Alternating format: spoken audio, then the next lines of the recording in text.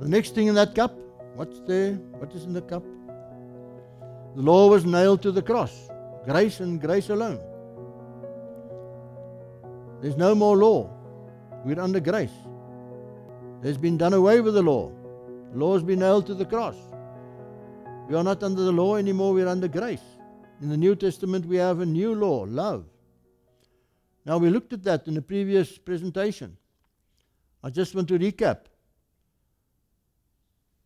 Talking about the moral law, God says, and I will put on the stones the words which were on the first stones which were broken by you, and you are to put them into the ark. So the moral law, the 10 Commandments written by the finger of God on tables of stone was put into the ark. That was the moral law.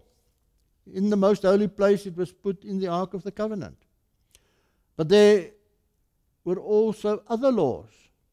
And it came to pass when Moses had made an end of the writing the law, the words of this law in a book, not on stone, but in a book. And Moses wrote it until they were finished, that Moses commanded the Levites, which bore the ark of the covenant of the Lord, saying to them, take this book of the law and put it in the side of the ark of the covenant of the Lord your God, that it may be there for a witness against you.